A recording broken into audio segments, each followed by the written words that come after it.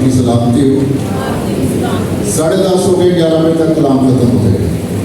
गौर से सुनना है, गौर से सुनेंगे तो समझ भी आएगी। इंसान के बहुत सारे दुश्मन हैं, पता है इस बात का? कलाम मुकद्दस में बहुत सारे दुश्मनों का जिक्र किया गया है। अंदाजा लगा सकते कितने दुश्मन हैं हमारे? अंदाजा लगाएं कितने दुश्मन हैं हमारे। एक जवाब तो ये हो सकता है, आसान कर दो, बहुत सारे दुश्मन हैं हमारे। सो कुछ का जिक्र मैं आज आपके सामने करूंगा। शायद आज हम सिर्फ एक दुश्मन पर गौर कर रहे हैं। कहते हैं कि अपने दुश्मनों का पता आना चाहिए, ठीक बात है। और फिर एक स्टेटमेंट बड़ी मशहूर है कि अपने दुश्मन को कभी भी कमजोर नहीं समझना, कभी कमजोर नहीं समझना चाहिए। इस दुनिया में बहुत सारे दुश्मन हैं खुदा के लोगों के। आज हम एक पर गौर करेंगे। चलते चलते मैं आपको बताता हूं। नंबर 1, कुछ लोगों के लिए बड़ी हैरानी की बात होगी। हमारा जिस्म जो है, हमारी बॉडी जो है, हमारा दुश्मन है। पढ़ा है कलाम मुकद्दस में? ये नहीं पढ़ा। ये जो जिस्म है हमारा, ये क्या है? हमारा दुश्मन है। आज का जो मज़मून है कि इंसान के बहुत सारे दुश्मन हैं। खास तौर पर हम 5 दुश्मन हैं, उन पर गौर करेंगे। आज हम एक दुश्मन पर गौर करेंगे। सबसे करीब तरीन दुश्मन फिर है दुनिया। दुनिया भी खुदा के लोगों का क्या है? ये दुश्मन है। तीसरा दुश्मन है हमारी मौत। ये इंसान का दुश्मन है। चौथा दुश्मन है अबलीस। फिर एक और दुश्मन कलाम मुकद्दस में इंसान का जिक्र मिलेगा। फिर एक का जिक्र है आखिरी आदमी के दुश्मन उसके घर के लोग होते हैं। और ये इतना साफ नहीं जाने इसकी आप तशरीह सुनेंगे फिर समझ आएगी। आप कहेंगे कि मेरे घर में मेरी माँ भी है, मेरा बाप भी है, मेरे भाई भी है, मापी भी है, शायद और भी कोई रहता हो साथ। तो इसकी तशरीह को समझना जरूरी है, फिर समझ आएगी। कितने दुश्मन हो गए? 5 कितने? 5 दुश्मन। आज हम एक बार गौर करेंगे। पहला था ये जिस्म जो है, ये क्या हमारा दुश्मन है। दूसरा कौन सा दुश्मन था? दुनिया हमारी दुश्मन है। तीसरा दुश्मन था मौत। फिर चौथा दुश्मन है अबलीस।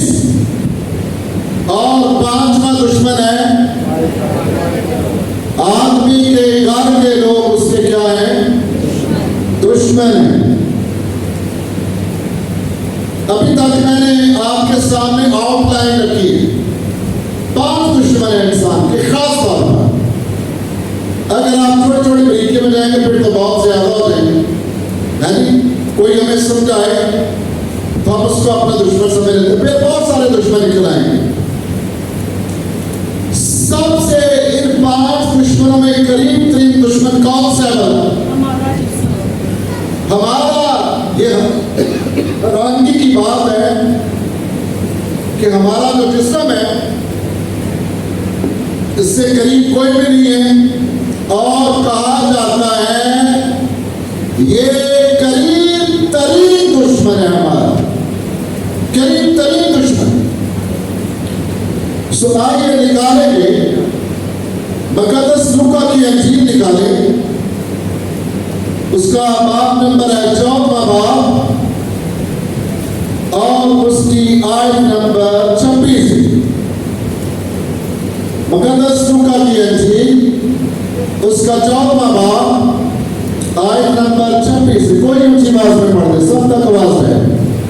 अगर कोई मेरे पास आए, यीशु मसीह ने कहा कि अगर कोई मेरे पास आए आए, और अपने बाप और माँ पहले किसका जिक्र है? अपने बाप और माँ, और बीवी और बच्चों फिर बीवी और बच्चों, और भाइयों और भाइयों और बहनों, बल्कि अपनी जान से भी दुश्मनी ना करे, बल्कि अपनी जान से भी क्या ना करे? दुश्मनी ना करे। तो आगे क्या लिखा है? वो मेरा शागिर्द नहीं हो सकता। वो मेरा शागिर्द नहीं हो सकता। जो यीशु मसीह का शागिर्द नहीं होगा, यीशु मसीह का भाई नहीं होगा, यीशु मसीह की बहन नहीं होगी, वो सब के सब क्या है? यीशु मसीह के, आसान सी बात है, और यीशु मसीह के क्या है? फिर दुश्मन है। सो जो कोई अपने बाप से और फिर अपनी मां से, ये कलाम ने एक तरतीब हमें दी है। बाप क्योंकि सरबरा है, इसके साथ भी में कुदरती तौर पर मोहब्बत होती है। मां बहुत मुकद्दस रिश्ता है, ये भी बहुत प्यारा रिश्ता है। सेकंड, इसको दर्जा दिया गया है। फिर बीवी है, फिर बच्चे हैं, फिर बहन भाई हैं।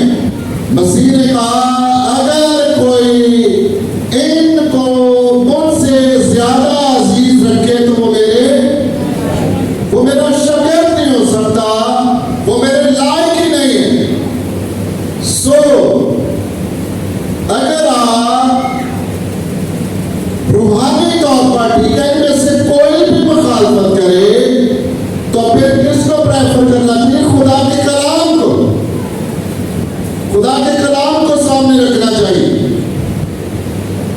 सो बहुत सारे लोग हैं अपने जिस्म की बड़ी हिफाजत करते हैं, अच्छी बात है।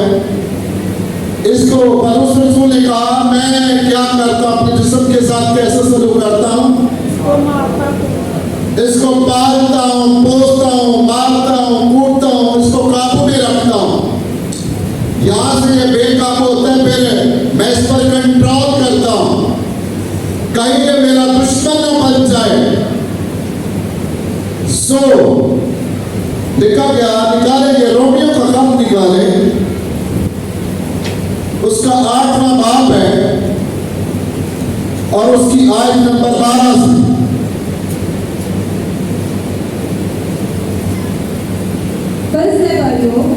बस से भाइयों, हम कर्जदार तो हैं, हम कर्जदार हैं, इसमें इनकार नहीं है।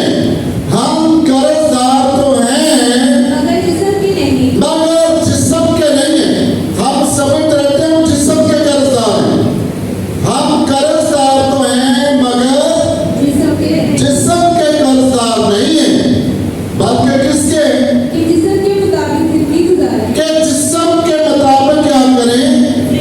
बहुत सारे बहन भाई जिस्म के मुताबिक जिंदगी गुजारते हैं। जिस्म के मुताबिक जिंदगी गुजारना क्या है? जिस्म की ख्वाहिशों को, दुनियावी ख्वाहिशों को, मसीह का इनकार करना, जिस्म की ख्वाहिशों को पूरा करना है। जिस्म की ख्वाहिशों को पूरा करना, जिस्म से प्यार करना है और मसीह से दुश्मनी करना है। सो ऐ भाइयों, हम कर्जदार तो हैं मगर जिस्म के नहीं, के जिस्म के मुताबिक। आगे पढ़े। क्योंकि अगर तुम जिस्म के मुताबिक जिंदगी गुजारो, सुन ले, पौलुस रसूल ने बड़ी खास बात की है। नौजवान बेटे बेटियां गौर से सुन ले, अगर हम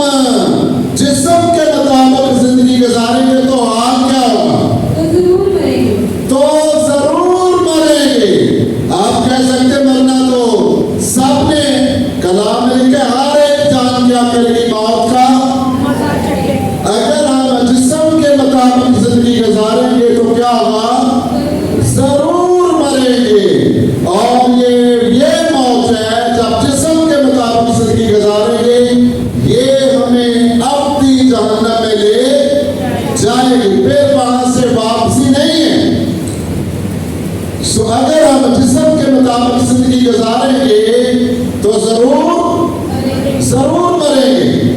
और फिर मैंने कहा कुछ लोग सोचेंगे मरना तो सब नहीं है, लेकिन उनकी मौत में और खुदा के लोगों की मौत में क्या है, बड़ा फर्क है। साधुओं की मौत और बात है, शरीरों की मौत और बात है, गुनाहगारों की मौत। कलाम मुकद्दस में इन अमवात का हमें जिक्र मिलता है। लोगों ने ख्वाहिश की है काश के मैं साधुओं की मौत मरने के लिए, ये इज्जत वाली मौत है। इसमें आखिर में हम सब जानते हैं अजर मिलेगा इनको।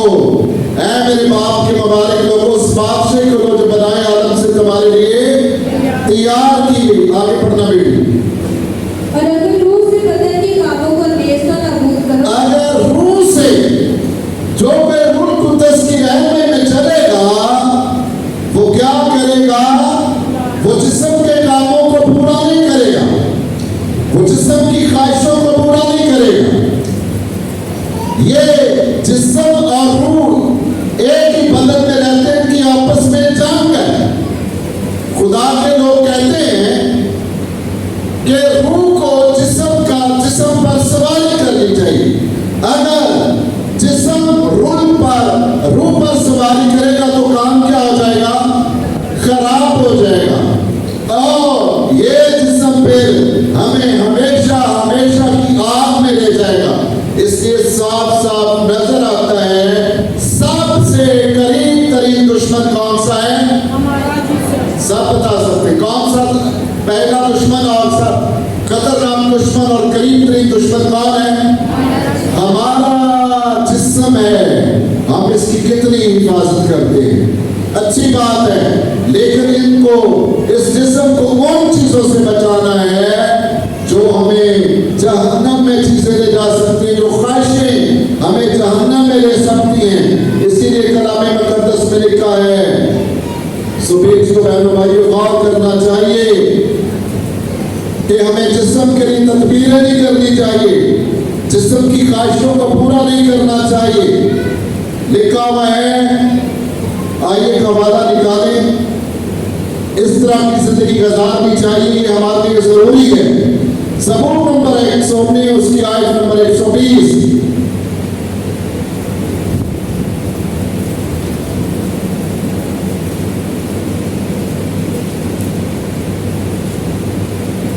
मेरा जिस्म तेरे खौफ से कांपता है। बहुत बाबरकत है सुनने में, हमारे दिल को तकवीत मिलती है। ज़बूर नवीस कहता है, मेरा जिस्म तेरे खौफ से कांपता है। बहुत सारे लोगों को सख्त ग़ज़ा भी दी जाए, सख्त से सख्त कलाम भी सुनाया जाए। कलाम मुकद्दस में बहुत सारी आयतें ऐसी है, जब इंसान सुनता है तो दिल कांप उठता है। ऐसा भी होगा, ऐसा भी होने वाला है। लेकिन बहुत सारे लोग कलाम को सुनकर डरते नहीं हैं। कुछ लोगों का बयान होता है, जो कुछ होगा क्या किया जाएगा, देखा जाएगा, जो कुछ होगा देखा जाएगा। ये स्टेटमेंट बहुत गलत है। जब फिर जो कुछ होगा वो बयान भी नहीं किया जाएगा, है नी? वहां पर क्या होगा, रोना और दांतों का पीस नहीं होगा। हम सपोज ऐसा है कि दो लोग ऐसे पास चढ़ रहे, तो आप दूसरे को अपना रोना भी नहीं बता सकेंगे, आप उसको अपनी दर्द भी नहीं बता सकेंगे, मुझे इस कदर तकलीफ हो रही है। सो ये डराने के लिए नहीं है, ये आने वाले हालात के मतलब मैं आपको क्या कर रहा हूँ, आगाह कर रहा हूँ। सो जरूर है कि इस जिस्म में रहते हुए हमें अपने खुदा से डरना चाहिए। मेरा जिस्म तेरे खौफ से कांपता है, कांपना चाहिए, हमें डरना चाहिए खुदा से। जैसे ज़बूर में इसके कहता है कि डरते हुए इसके हुजूर में क्या करो, हाजिर हो। जान रखो कि खुदावंदी क्या है, खुदा है। हर वक्त उसको खुदावंद अपना मानो, जानो, उसके डर खौफ में अपनी जिंदगी गुजारो। सो आगे आप पढ़ेंगे, और मैं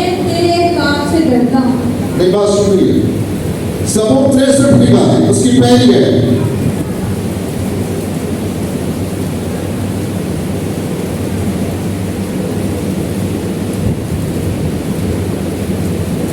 ऐ खुदा तू मेरा खुदा है, ऐ खुदा तू मेरा खुदा है, मैं दिल से तेरा तारीफ रहूंगा, मैं दिल से क्या करूंगा तेरा तारीफ दूंगा। दिल से, जो दिल से खुदा का तारीफ होगा वो खुदा के खौफ से डरता रहेगा, काम करेगा। यहाँ कांपने से मराद है वो बदी की तरफ नहीं बढ़ेगा, कोई ऐसा काम नहीं करेगा जिससे उसका खुदा नाराज हो जाए। आगे बढ़े। खुश्क और प्यासी जमीन में जहाँ पानी नहीं, मेरी जान तेरी प्यासी और मेरा जिस्म तेरा मुश्ताक है। मेरा जिस्म क्या है तेरा मुश्ताक का मतलब होता है चाहने वाला।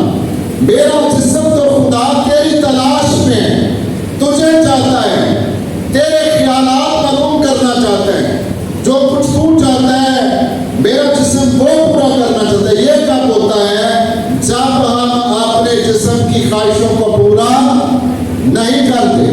निकालेंगे हम गलतियों का खत निकालें, उसका 5वां बाब और उसकी आयत नंबर 19वीं आयत, 5वां बाब आयत नंबर 19। जल्दी से निकालें, टाइम बहुत कम है। अब जिस्म के काम तो जाहिर है, अब जिस्म के काम तो जाहिर हैं, यही हरामकारी, ये जिस्म के काम है। भाई सुन ले, अगर ये जिस्म में रहे तो फिर हम आसमानी शहरी नहीं है, फिर हम भूल जाए कि हम आसमानी शहरी हैं, हम आसमान पर जाएंगे, हम बादशाही में दाखिल किए जाएंगे।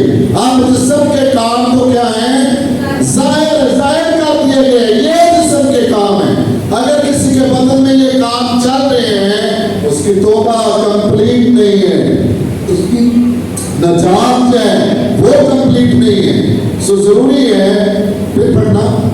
अब जिस्म के काम तो जाहिर है, यही हरामकारी, हरामकारी कलाम मुकद्दस में लिखा हुआ है, हरामकार अपने जिस्म का भी गुनाहगार है। आगे बढ़े। नापाकी, ये जिस्म के काम हम सुन रहे हैं, जिस्म के काम है। जिस्म इंसान को जब तक ये जिस्म हम रूह कुद्दस के हवाला नहीं करते, ये अपने काम जाहिर करता रहता है, हरामकारी जाहिर करता रहता है, नापाकी जाहिर करता रहता है, इन कामों की तरफ बढ़ता रहता है। तीसरा काम शहवत परस्ती, शहवत परस्ती, ये जिस्म के काम है।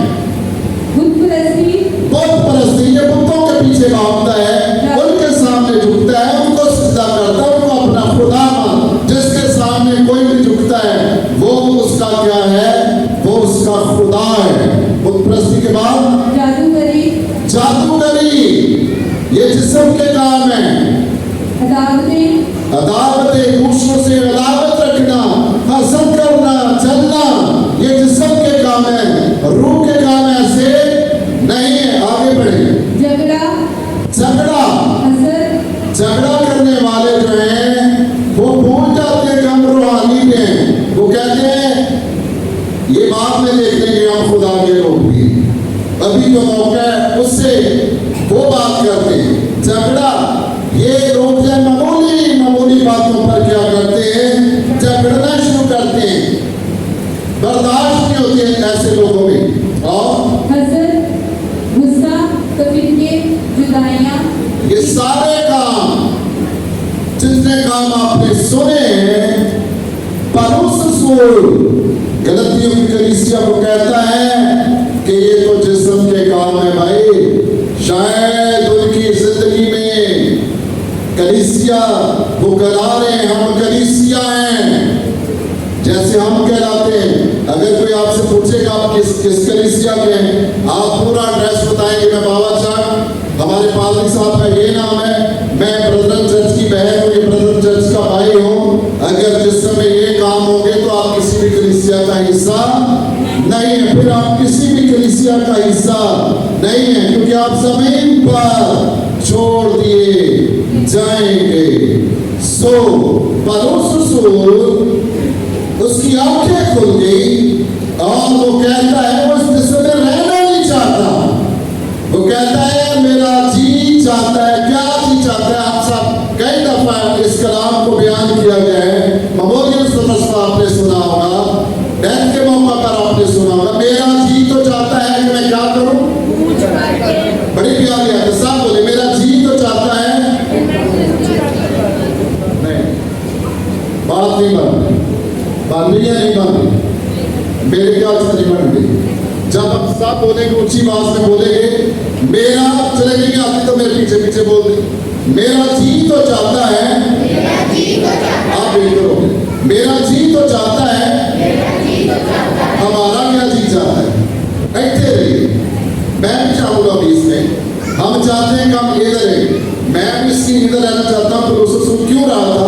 मेरी भी कोशिश है कि कुछ और बहन भाई पास है, पर उससे कहता है कि मेरा जी तो चाहता है कि मैं कूच करके कहाँ रहूं। नहीं, इसका मतलब हम बाइबल कम पढ़ते हैं, भाई के बाल में ठीक है। मेरा जी तो चाहता है, वो जिस्म को छोड़ना चाहता है, वो जिस्म में रहना नहीं चाहता। मेरा जी तो चाहता है मैं कूच करके कहाँ रहूं? मसीह के पास रहूं।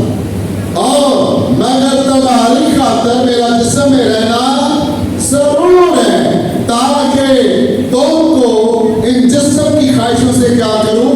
निकालूं, राह रास्ते पर लेकर आऊं। सो उसका जी चाहता है, उसका जी इस चीज से भरा हुआ है, इस ख्वाहिश से भरा हुआ है कि वो कूच कर अपने नजात दहिंदा के पास रहे।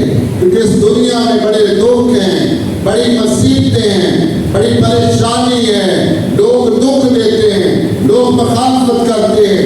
इसलिए वो भी चाह रहा था, मेरा जी तो चाहता है कि मैं कूच करके मसीह के पास। फिर मेरा सवाल है, हमारा क्या जी चाहता है? चाहता है जी कि नहीं चाहता? सारी मुझे रहना चाहती है, फिर ताड़ी नसीब है। मैं तो कुछ नहीं करता, मैं तो कलाम ही सुना सकता। वो कहना चाहिए हमारा भी जी चाहता है कि हम कहाँ रहना चाहते हैं? ऐसा नहीं कहते, मसीह के पास पर अपने अपने वक्त पर, ठीक है ना, अपने अपने वक्त पर। मेरा जी तो चाहता है कि मैं कूच करके मसीह के पास रहूं। चले 5-7 मिनट निकालें। 5वां बात 16वीं अफसाली है। मगर मैं ये कहता हूँ, मगर पौलुस रसूल कहता है, मगर मैं ये कहता हूँ, क्या कहता हूँ? ये रूह के मुताबिक चलो। ये है इस जिस्म पर गलबा हासिल करना। अगर कोई इस जिस्म पर गालिब ना हो, अगर हमारा दुश्मन है, दुश्मनी बढ़ गई है, तो फिर इंसान तरीके का सोचता है, कोई तरीका बनाता है कि दुश्मन पर गालिब कैसे आना है। हम एक दिन कलाम सुन रहे थे कि नहीं, भाई अनंत बता रहा था 2 फौजें थी और एक फौज दूसरी फौज पर गलबा हासिल करना चाहती थी, लेकिन उनके मंसूबों में क्या होता था पता चल जाता था, और जिसने हमला करना था उसका पता चल जाता था। किस वक्त उसने क्या किया? उसने अपनी प्लानिंग चेंज कर दी, है नी? उसने अपनी प्लानिंग, जब वो तवक्को कर रहे थे कि दुश्मन हमारा आता है, इस वक्त हमला करता है, हम जागेंगे। अब उसने, दुश्मन बड़ा चाहता था, उसने क्या किया? जब वो तवक्को कर रहे थे वो गया ही नहीं, जब वो सो रहे थे फिर क्या किया? उसने हमला किया। हमारा दुश्मन भी ऐसा ही है, इसका जिक्र भी हम सुनेंगे। मगर लोगों के सोते में कौन आया? दुश्मन आया। मगर लोगों के सोते में दुश्मन है। चले इस दुश्मन को भी छोड़ दे, इसको थोड़ा दूरी रखते हैं, आगे बढ़ना भी। तो जिस्म की ख्वाहिश को हरगिज़ पूरा ना करो। अगर हम रूह के मुताबिक चलेंगे, ये इस जिस्म को कंट्रोल करना, इस दुश्मन को कंट्रोल करने का पौलुस रसूल ने मेथड बताया है। अगर तुम रूह की ख्वाहिशों को पूरा करोगे तो जिस्म की ख्वाहिशों को हरगिज़ पूरा ना करोगे। आगे, क्योंकि जिस्म रूह के खिलाफ ख्वाहिश करता है। क्योंकि जिस्म जो है ये रूह के खिलाफ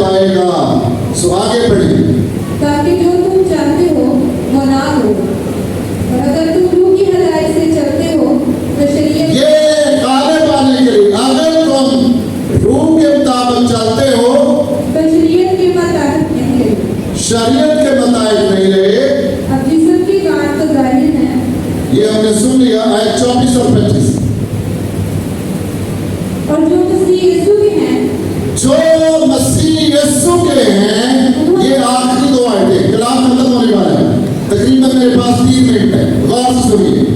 और जो मसीह यीशु के हैं, जो मसीह यीशु के हैं, उन्होंने जिस्म को, उसकी रग़बतों को, उनकी रग़बतों, उनकी आदतों, उनकी ख्वाहिशों समेत सलीब पर खींच दिया। ख्वाहिशों समेत किस पर खींच दिया है? सलीब पर खींच। आपने खींचा या नहीं खींचा? अगर नहीं खींचा तो हमारा जिस्म जो है वो हमें कंट्रोल कर रहा है, वो हमारा जिस्म हमें कंट्रोल कर रहा है। आगे बढ़े। अगर हम रूह के सबब से जिंदा हैं, अगर हम रूह के सबब से क्या हैं? ये एक छोटा सा सवाल है, गौर कर लें। अगर हम जिस्म की ख्वाहिशें पूरी कर रहे हैं, जिस्म के तबार से जिंदा हैं। अगर हम रूह की ख्वाहिशें पूरी कर रहे हैं तो फिर हम रूह के तबार से जिंदा हैं। आगे बढ़ना भाई। तो रूह के मुताबिक चलना भी चाहिए। बहुत शुक्रिया। तो फिर नतीजा क्या है? इस दुश्मन पर गालिब आने के लिए आखिरी आयत एक नतीजा तनायत है। तो फिर क्या करना चाहिए? आज हमने कौन से दुश्मन पर गौर किया है? जिस्म हमारा करीब तरीन दुश्मन है। इसकी ख्वाहिशों को पूरा करना मतलब जहन्नम में जाना, इसको अपने कंट्रोल में रखना, रूह इस पर सवारी करे, ये कंट्रोल करने वाली बात है। और आखिरी चीज जो हमने पढ़ी है, दोबारा बोलना बेटी। अगर हम रूह के सबब से जिंदा हैं, तो रूह के मुताबिक चलना भी चाहिए। ये आखिरी बात और गौरतलब बात है। इस दुश्मन पर अगर हम चाहते हैं हमारा गलबा रहे, ये दुश्मन शिकस्त खाता रहे, हम आसमानी शहरी रहे, और अगर कोई ये दुश्मन किसी पर गालिब रहा तो आसमानी शहरियत क्या हो जाएगी? कांटा लग सकता है, शहरियत मनसूख भी हो जाती है। नहीं अगर कोई किसी ने अमेरिका की शरीयत को हासिल कर ली है लेकिन उनके कानून के मुताबिक नहीं चलेगा तो क्या होगा? उसको उस शहर से निकाल जा भाई। अगर कोई बहुत पाकिस्तानी में तो देखे काफी लड़ोगे तो भाई अपने घर अगर हम समझते हैं तो फिर हमें रूह के मुआफ़िक चलना भी चाहिए। ये इस जिस्म पर, इस दुश्मन पर कंट्रोल करने का पहला और आखिरी हथियार है।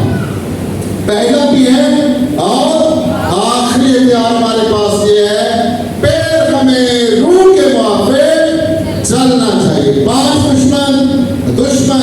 नंबर 1, जिस्म हमारा दुश्मन है, दुनिया हमारी दुश्मन है, मौत हमारा दुश्मन है, इब्लीस हमारा दुश्मन है, आदमी के घर के लोग उसके क्या हैं? दुश्मन है। पहले दुश्मन पर हमने गौर किया, ये जिस्म हमारा करीब तरीन दुश्मन है। इस पर गालिब आने के लिए कलाम मुकद्दस में से पढ़कर मैंने आपके सामने हाल बताया, अपने पास नहीं बताया, कलाम में से यह हाल बताया गया है कि हमें रूह के मुआफ़िक चलना भी चाहिए, कंट्रोल हासिल करने के लिए, इस दुश्मन पर गलबा पाने के लिए। खुदावंद आप सबको इस कलाम के वसीला से बड़ी बरकत बख्शे।